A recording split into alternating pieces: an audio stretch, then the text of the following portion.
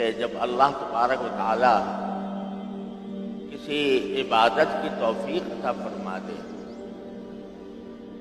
اور اس کی تکمیل کی توفیق عطا فرما دے تو بندے کے دو کام ہونے چاہیے۔ ایک کام یہ کہ اللہ جل جلالہ نے جو توفیق عطا فرمائی اس پر اللہ کا شکر ادا کرے کہ اللہ میں آپ کا شکر ادا کرتا ہوں کہ آپ نے مجھے رمضان المبارک کی گھڑیاں عطا فرمائیں، رمضان المبارک کے اندر روزے رکھنے کی توفیق عطا فرمائی، تراویح پڑھنے کی توفیق عطا فرمائی، تلاوت قرآن کی توفیق عطا فرمائی۔ اے اللہ میں آپ کا شکر ادا کرتا ہوں۔ سب سے پہلے تو شکر کرنا چاہیے۔ لوگ بعض اوقات جو کچھ بندے کو توفیق ہو جاتی ہے رمضان کے اندر ہو یا غیر رمضان کے اندر ہو، بعض اوقات لوگ اس کی تحقیر شروع کر دیتے ہیں کہ بھئی ہم سے تو کیا ہوا، یہ تو ہم نے ٹکریں ماری، ہم نے کوئی حق تو ادا کیا نہیں۔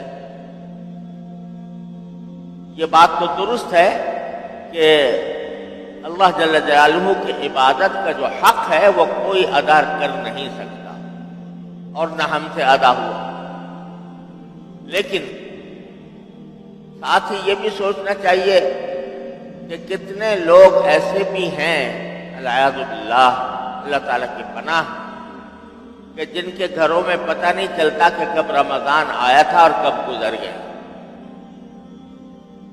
نہ روزے کی توفیق، نہ نماز با جماعت کی توفیق، نہ تراویح کی توفیق۔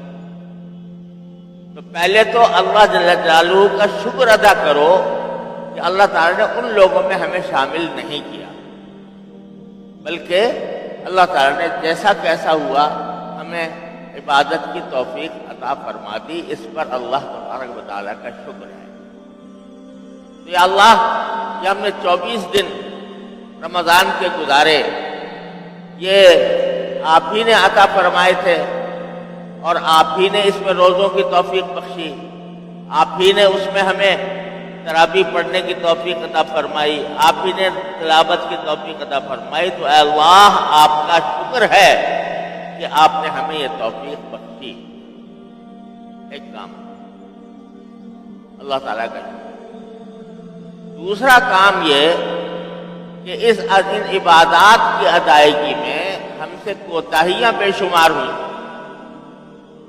جیسے عبادت کرنی چاہیے تھی ویسی نہیں کر سکے، جو اہتمام کرنا چاہیے تھا وہ اہتمام ہم نہیں کر پائے، جیسا روزہ رکھنا چاہیے تھا ویسا نہیں رکھا، جیسی تراویح پڑھنی چاہیے تھی ویسی نہیں پڑھی، جیسی تلاوت کرنی چاہیے تھی ویسی نہیں کی۔ ہر ایک عبادت میں کچھ خامیاں رہی، کوتاہیاں رہی۔ اے اللہ، میں اس پر آپ سے استغفار کرتا ہوں۔ تو دو کام آدمی کر لے، اللہ جل جلالہ کی توفیق پر شکر اور اپنی کوتاہیوں پر استغفار۔ یہ دو کام کر لے تو جو کوتاہیاں ہوں تھی میرا مالک جو ہے اپنے فضل و کرم سے ان سے بھی درگزر کر کے ان کو عبادت کی حقیقت ہی میں شمار کر لیں، اور اس پر جو اجر موعود ہے، اس کے اوپر جو آپ نے وعدے فرمائے ہیں اجر و ثواب کے، انشاءاللہ وہ ملے گا، اللہ تعالیٰ کی رحمت و کرم سے وہ ملے گا، ہماری کوتاہیوں کے باوجود ملے گا۔ اس وجہ سے کہ ہم نے آپ اللہ تعالیٰ کی توفیق پر شکر ادا کر دیا، اپنی کوتاہیوں کا اعتراف کر لیا، اس پر استغفار کر لیا، اس پر اللہ سے معافی مانگ لی، بس اللہ تبارک و تعالیٰ نے فرمایا کہ ما یفعل اللہ بعذابکم ان شکرتم وآمنتم۔ کیسے پیار سے فرمایا اللہ تعالیٰ نے قرآن کریم میں کہ ما یفعل اللہ بعذابکم ان شکرتم وآمنتم، اگر تم شکر گزار بنو اور ایمان لاؤ تو اللہ تمہیں عذاب دے کے کیا کرے گا؟ ما یفعل اللہ بعذابکم، اللہ تمہارے عذاب دے کے کیا کرے گا؟ اس کو کیا مزہ آتا ہے تمہیں عذاب دینے میں؟ ان شکرتم وآمنتم، اگر تم شکر گزار بنو اور ایمان والے ہو تو پھر زیادہ تشریف شبی نہیں پڑھنا چاہیے۔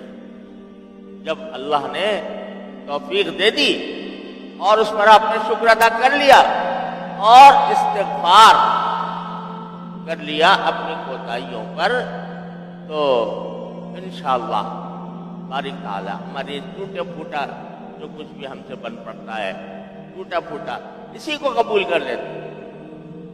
یہ بہت کھوٹی پونجی ہے جو ہم اللہ تعالیٰ کی بارگاہ میں پیش کرتے ہیں۔